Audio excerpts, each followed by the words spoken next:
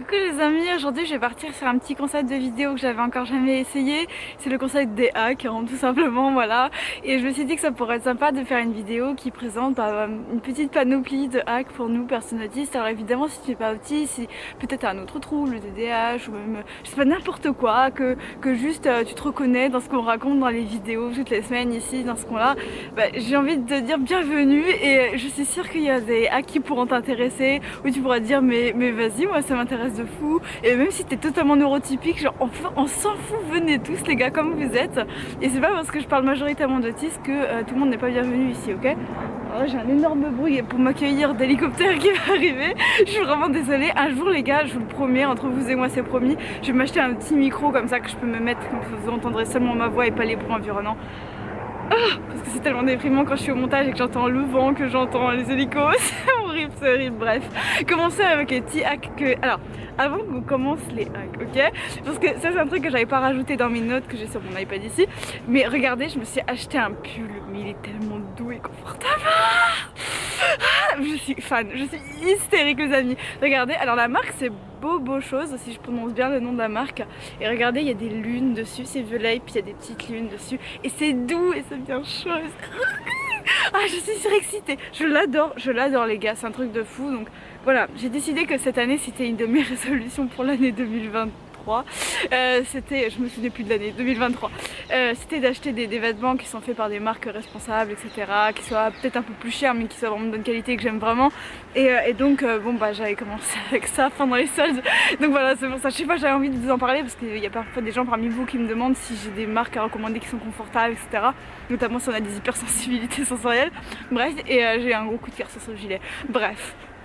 Hack numéro 1 qui va un petit peu avec ce qu'on vient de dire, c'est de s'acheter une panoplie de chaussettes fluffy. Alors c'est quoi les chaussettes fluffy les gars? C'est un truc que la plupart des autistes adorent plus que tout. C'est en fait des chaussettes qui sont ultra douces, ultra confortables. Peut-être même des chaussures qui sont un peu épaisses, qui ressemblent un peu aux chaussettes de ski. Enfin bref, c'est un truc qui existe partout. Vous en trouvez partout. Alors je vous conseille de plutôt regarder. Généralement on les trouve pas vraiment dans les magasins. Genre hier j'étais au Monoprix et j'avais regardé s'il y avait un petit peu des chaussettes fluffy comme ça. Il y en avait pas vraiment en fait, mais si vous allez dans les boutiques en ligne, si vous regardez sur internet, vous trouvez très facilement des chaussettes qui sont un petit peu embourrées, un peu épaisses, etc. Marcher avec ce type de chaussettes, c'est tellement réconfortant, tellement confortant, surtout en hiver. Alors je dis pas en été, on va éviter, tu vois, en été c'est pas trop, voilà, c'est pas trop un délire. Mais les gars, on est d'accord, c'est l'hiver, il fait 1 degré là où je suis actuellement dans ma forêt. Sans mon manteau je vais crever, donc je vais faire attention, voilà. Mais c'est quand même un truc, voilà, beaucoup d'autistes adorent ça et en fait quand je me suis dit que je vais acheter des chaussettes comme ça, ma vie a changé, voilà. J'en ai actuellement sur moi et c'est incroyable. Et d'ailleurs je les porte en dessous de mes bottes aigles, alors je suis souple, je vais pouvoir le faire. Vous avez vu, j'ai des bottes aigles. Pareil, c'est incroyable les bottes aigles. Vous vous baladez quand il pleut, en forêt, dans la boue, vous craignez rien, c'est incroyable. Bref, ça je voulais juste l'insérer comme ça parce que j'ai un gros kiff sur mes bottes aigles que j'ai reçu à Noël. Voilà, juste comme ça pour info sur le côté.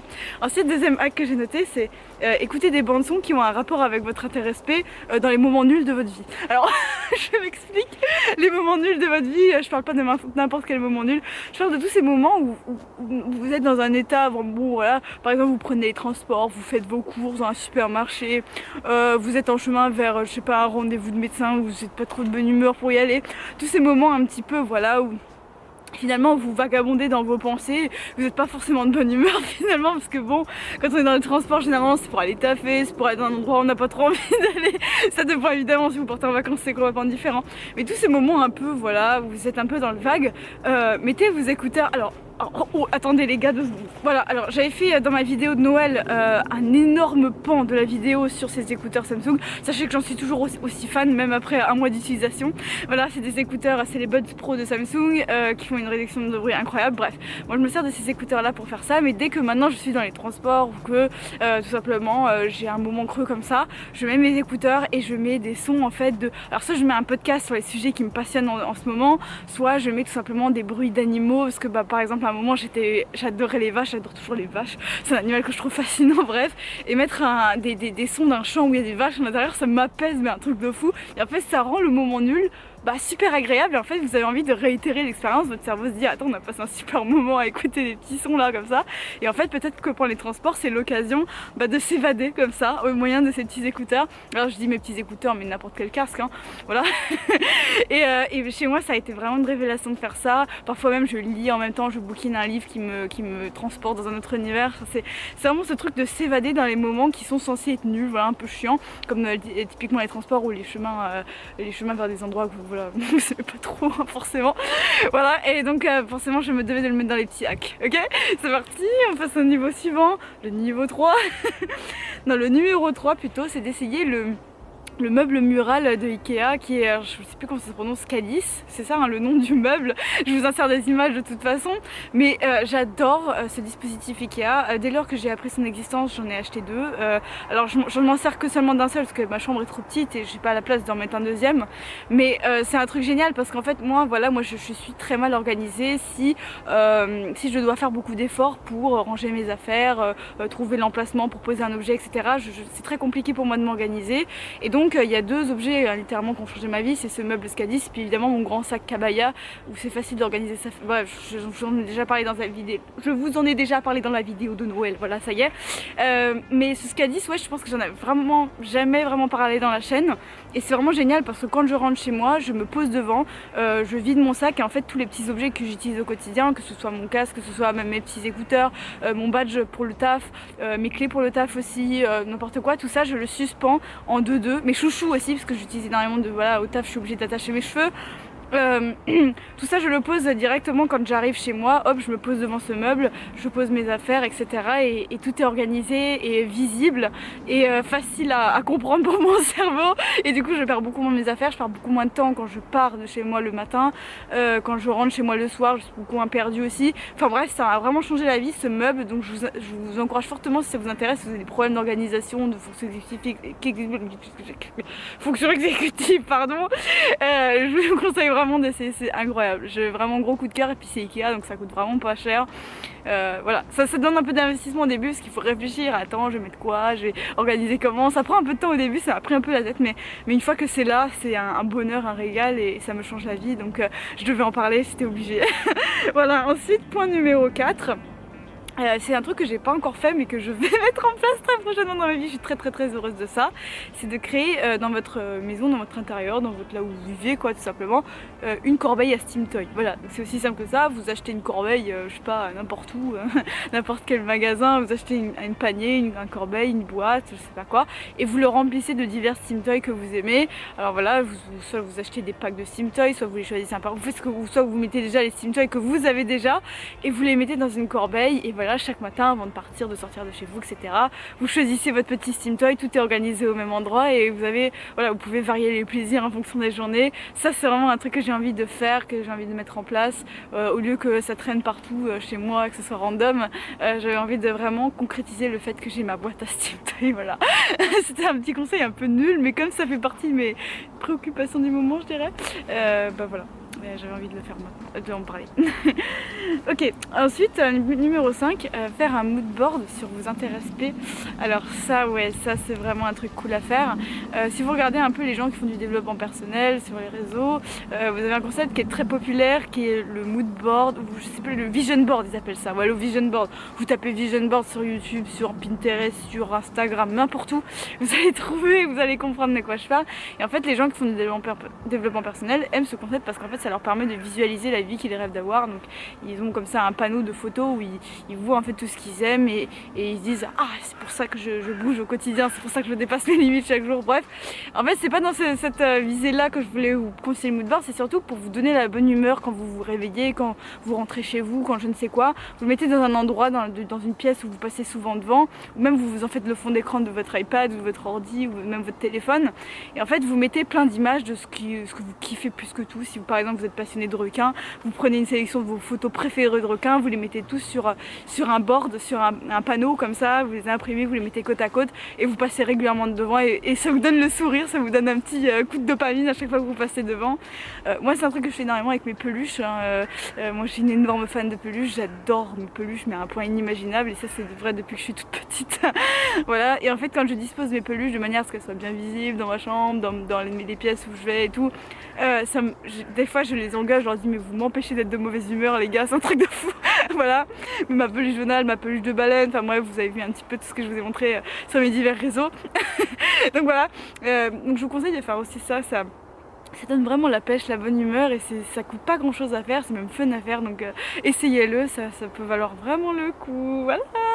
Ensuite point numéro 6, dire oui à quelque chose de nouveau. Alors ça c'est un truc qui peut être un peu impopulaire dans le monde des autistes, etc. Parce que généralement nous personnes autistes on déteste l'imprévu, la nouveauté, changer nos habitudes, c'est un truc qui vraiment peut aller jusqu'à nous faire des crises d'angoisse, des crises autistiques, bref, vous voyez le délire. Donc ça, pardon j'ai un chat dans la gorge, c'est un enfer.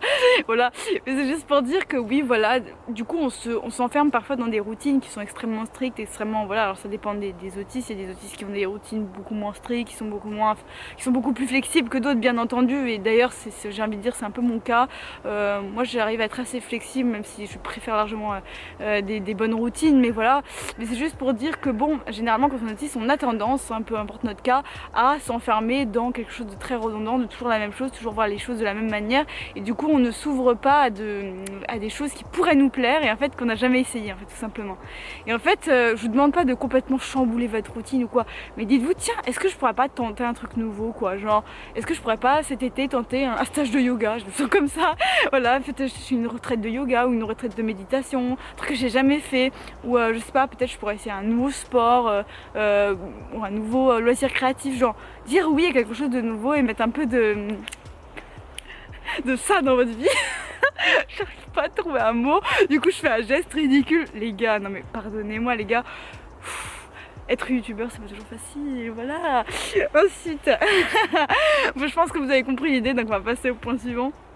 7, faire du yoga ou de la marche. Alors je sais, c'est un hack un peu débile, je sais, c'est un truc voilà, un peu bateau, faites du yoga pour vous détendre, aller marcher un coup dans la nature, ça fait du bien. C'est redondant, vous l'avez entendu des milliards de fois dans les gens qui font leur résolution de bonne année, je sais, mais quand même, je trouve que la marche et le yoga, c'est deux activités qui sont extrêmement bénéfiques pour une personne autiste. Pourquoi? Parce que, en fait, autant je trouve que la méditation, c'est une pratique un peu difficile. Et on aura beau dire, oui, mais c'est simple, etc. Et ça se démocratise de plus en plus la méditation, je suis d'accord. Maintenant, il y a des applications qui sont très bien, bon voilà. Mais ça reste quand même difficile de faire sur le long terme de la méditation parce que tout simplement, il faut quand même rester, surtout si vous êtes TDAH, c'est d'autant plus compliqué, hein, mais vous devez quand même rester assis pendant une certaine durée. On a très vite fait de se sentir mal parce qu'on sent plein de pensées qui arrivent comme ça, ou même on a juste envie de bouger, voilà, vous voyez ce que je veux dire. Donc je sais que la méditation c'est une pratique que certains d'entre vous adorez ça et c'est génial, c'est super, continuez ça. Mais pour ceux pour qui c'est vraiment difficile, que vous trouvez pas vraiment d'épanouissement dans ce genre d'activité, je trouve que le yoga c'est une excellente alternative, tout simplement parce que quand vous faites du yoga, vous bougez et en même temps vous méditez, vous prenez conscience de votre corps, vous prenez conscience de votre respiration, vous êtes dans le mouvement présent, en même temps vous vous étirez, vous faites du bien à votre corps, enfin c'est vraiment, j'adore le yoga. Tous les ans en janvier je fais les 30 jours de yoga avec Adrienne sur YouTube, j'adore ça, tous les mois de janvier je le fais. Alors je dis pas que je fais du yoga tous les jours de toute l'année, évidemment il y a des périodes j'en fais beaucoup plus que d'autres, mais à chaque fois que je le fais je le regrette pas et c'est vraiment un moment où je me reconnecte à mon corps, à moi-même, à tout ça, sans avoir nécessairement besoin de m'asseoir en tailleur, de faire de la méditation classique. Et j'en ai fait beaucoup aussi, mais ça me parle beaucoup moins en fait finalement, et j'en ai jamais vraiment tiré des énormes bénéfices comme j'en retire dans le yoga. Chacun évidemment son avis, je suis pas du tout en train de dire que la méditation c'est nul, que c'est moins bien que le yoga, c'est juste un truc personnel, et j'avais envie de vous en parler parce que je trouve ça quand même assez intéressant. Et pareil pour la marche. La marche, c'est à mi-chemin entre la méditation et un peu bouger son corps, etc. C'est vraiment genre tu te reconnectes à toi quand tu marches, et surtout si tu marches seul dans la nature. C'est une activité que je trouve géniale pour les autistes aussi. Voilà, après chacun est différent, il y a des gens qui vont préférer faire du sport très intensif, et moi aussi j'aime beaucoup aussi faire du sport intensif de temps en temps. Voilà, alors de temps en temps, ça dépend, hein. Là je suis en train de me remettre très sérieusement au sport pour cette année. Voilà, mais voilà, trouvez votre activité physique tout simplement qui vous convienne et qui en fait vous permettent de déconnecter du mental envahissant, des angoisses, du stress, des tensions, etc. et qui vous fassent juste du bien et où vous êtes juste dans l'instant présent, que ce soit du yoga ou n'importe quelle activité en fait où vous bougez, où vous êtes connecté à vous-même, ou même vous faites de la méditation immobile, peu importe, hein. Voilà, je trouve ça extrêmement important pour nous. Bref, j'ai passé beaucoup trop de temps à parler de ça. On va passer au point numéro 8, faire de l'isolation sensorielle. Alors, qu'est-ce que j'appelle l'isolation sensorielle? Ce que je dis par là, c'est vous mettez un masque de nuit. Je sais pas si vous voyez les masques de nuit là que vous mettez sur les yeux pour être dans le noir, l'obscurité quand vous dormez, et vous mettez dans vos écouteurs, je sais pas, n'importe quel bruit qui vous met dans un état de méditation vraiment agréable, que ce soit des bruits sous-marins, que ce soit les bruits d'un champ en plein été, que ce soit des bruits de pluie, il y a beaucoup de gens qui aiment beaucoup la pluie, ou le bruit d'une cheminée. Bref, vous vous mettez en isolation, donc vous couvrez vos yeux, comme ça vous fermez vos yeux, éventuellement vous vous allongez ou vous asseyez dans un fauteuil ou peu importe, et vous vous laissez aller juste à entendre, à profiter pleinement des sons que vous écoutez, vous les laissez vous envahir et juste vous faire du bien, les gars. Et vous prenez chaque jour dans votre journée comme ça 10 minutes pour vous arrêter et juste écouter les sons, quoi. Oh mon dieu, rien que d'y penser que ça me donne trop envie de le faire tout de suite. Je pense que c'est une activité qui peut vraiment nous déstresser, vraiment nous faire penser à autre chose que nos problèmes et au bordel intérieur qui peut arriver là-dedans. Donc essayez les gars, essayez, hein. Ensuite, point numéro 9, préparer de la safe food en avance. Alors ça veut dire quoi la safe food? Quand on est autiste ou même hypersensible du goût en général, on a tendance à avoir du mal à s'alimenter, notamment parce qu'on a du mal à trouver de la nourriture qu'on peut tolérer. Généralement, voilà, les autistes n'aiment pas trop les sandwichs, des fois il y a des aliments dedans qui sont un peu trop forts, un peu trop ceci, cela, bref. Et en fait des fois on finit par ne pas s'alimenter assez, pas prendre les recharges nécessaires pour la journée, bref, c'est un peu le bordel. Et moi en fait j'ai trouvé une solution à ça parce que c'est un vrai problème qui me concerne moi, mais c'est tout simplement de créer je sais pas, soit des cookies, soit bref, ou un cake ou ce genre de choses qu'on peut conserver assez longtemps quand même, au moins une semaine, c'est l'idéal, hein. Et vous en mettez des réserves dans les tupperwares, et si jamais à un moment vous êtes trop fatigué pour faire à manger, ou que vous êtes à l'extérieur mais qu'à chaque fois vous voyez que des sandwichs vous avez peur de croquer dedans, bref, vous avez votre tupperware à tout moment et vous avez votre safe food et vous pouvez vous alimenter quoi qu'il arrive. Et ça calme l'esprit, les gars. Je vous dis, ça c'est vraiment un truc qui me concerne beaucoup moi personnellement, donc je sais pas si vous aussi ça vous parle, mais en tout cas moi j'ai besoin d'avoir toujours en réserve de la nourriture que je peux juste attraper comme ça et manger, et c'est bon, je peux me nourrir. J'ai pas besoin de stresser parce qu'il n'y a plus rien dans le frigo, je suis trop fatiguée pour aller chercher à manger, galérer pour trouver une nourriture, je vais tolérer, bref, c'est trop fatigant pour moi. Donc en début de semaine je prépare les tupperwares et après toute la semaine je suis tranquille, voilà. Ensuite, point numéro 10, se mettre au tricot et au crochet. Alors j'avais envie d'un truc un peu délirant, c'est pas vraiment délirant mais bon, pour la fin de la vidéo. Mais il y a une activité que je trouve géniale pour les personnes autistes. Voilà, alors, évidemment chaque autiste est différent, mais je pense que c'est une activité qui nous plaît à beaucoup d'entre nous, le crochet ou le tricot, les gars. J'adore tricoter. Mais en fait, j'ai arrêté de tricoter à un moment parce que je me retrouvais avec beaucoup trop d'écharpes desquelles je me servais absolument pas. Je savais pas à qui les offrir. Du coup, je me suis dit, mon dieu, faut que j'arrête et tout. Je savais plus trop quoi tricoter. Mais là, mon copain m'a demandé une écharpe et je suis trop heureuse que je vais lui faire une écharpe. Un tricot, ça me rend folle. Bref, mais le tricot, c'est vraiment une activité. Tu médites. T'es là avec tes petites baguettes. C'est un mouvement qui est très répétitif, très voilà, c'est comme un steam. En fait, c'est très. En fait, justement, voilà, quand on est autiste, on aime le répétitif, on aime quand c'est un peu continuel comme ça. Et pour ça, il y a beaucoup d'autistes qui aiment regarder des roues tourner ou ce genre de choses. Mais genre, le tricot, c'est vraiment, vous faites le même geste, vous méditez, vous pensez à rien, vous êtes là, vous faites votre petit geste avec vos petites baguettes. C'est tellement détente, les gars. Mais ouf. Alors le crochet peut-être un peu moins parce que le crochet il faut un peu plus se concentrer et tout, voilà, faut pas, voilà. Mais même, j'ai envie de dire, mais même le crochet, j'en vois parmi vous, vous m'envoyez des photos de ce que vous faites en crochet, c'est génial les gars. Mais vraiment, je vais m'y remettre les gars, parce que j'avais arrêté, parce qu'encore une fois j'étais en mode je sais plus trop quoi faire. Et en plus c'est des petites dépenses, hein. Faut acheter la laine, ça coûte un petit peu cher. Bref, mais c'est vraiment une activité que je vous conseille d'essayer si vous n'avez jamais tenté. Ça peut vraiment être un truc qui vous calme le soir, même le matin, ou même quand vous êtes dans le transport. Une fois j'ai vu un gars tricoter dans le bus et j'ai trouvé ça tellement apaisant de le voir tricoter comme ça. En plus il était vraiment genre contre le cliché de l'homme, ça tricote pas. Et genre vraiment il était là en mode de, les gars, laissez-moi tricoter, ok, je suis un homme et je tricote et j'en ai rien à foutre de vos regards en biais. Voilà, et j'étais là en mode, désolée j'ai du mal à m'exprimer sur la fin de la vidéo parce que ça commence à devenir, ça fait 20 minutes que je parle, enfin bref vous voyez le délire. J'étais là en mode go, vas-y gars, tricote dans le bus. J'étais tellement contente pour lui et essayez les gars, essayez. Voilà, je vous dis à très vite pour la nouvelle vidéo. Si vous voulez discuter avec nous, deuxième lien dans la description pour recevoir les petites lettres que je n'écris plus en ce moment parce que j'ai absolument pas le temps. Mais bref, pour connaître la sortie de mon e-book, pour voir mes petites lettres privées, pour tout ceci, pour tout cela, pour avoir une vidéo gratuite en plus, premier lien dans la description et je vous retrouve très vite dans une nouvelle vidéo. Salut les gars, salut salut.